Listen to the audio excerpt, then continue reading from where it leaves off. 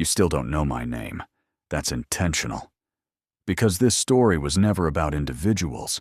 It's about systems, about structures so embedded in daily life they become invisible. You see the outcomes, but rarely the design.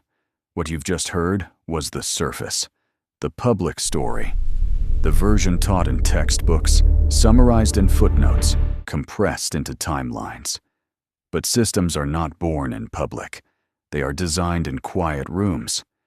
If you want to understand how modern money works, you have to go backward.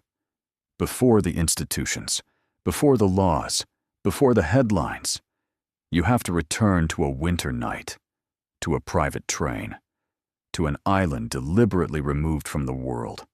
No announcements, no press, no official records. Only a handful of men who understood one thing clearly. This is not a story about conspiracy. It's a story about structure. And it begins on Jekyll Island. If you design the system, you don't need to control the outcome. Come with me. I won't tell you what to think. I'll show you how the architecture was built. In 1910, under the cover of secrecy, a small group of powerful men left New York. They traveled quietly. No press, no public record. Their destination was a private island off the coast of Georgia, Jekyll Island. At the time, it was a retreat for America's wealthiest families. Isolated, secluded, far from scrutiny.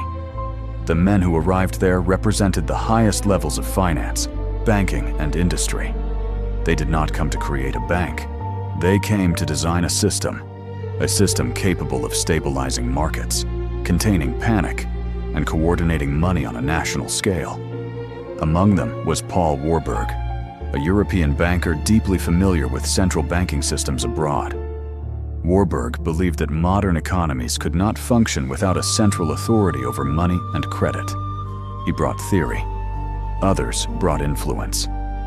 Together, they studied America's weaknesses: fragmented banks, uncoordinated reserves, a system vulnerable to fear. The goal was not public control, it was stability.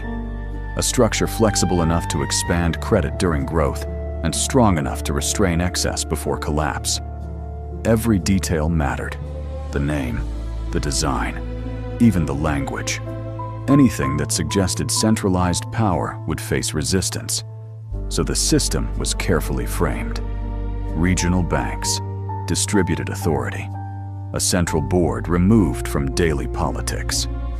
What emerged at Jekyll Island was not legislation. It was architecture, a blueprint for how money would move, how credit would flow, and how crises would be managed. 3 years later, that blueprint became law.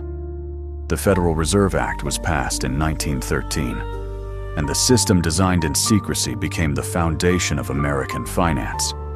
Quiet, powerful, enduring. The architecture of capital had taken shape. You don't need to know my name. You just need to understand why the system works the way it does. Because once you see the design, you'll start noticing it everywhere.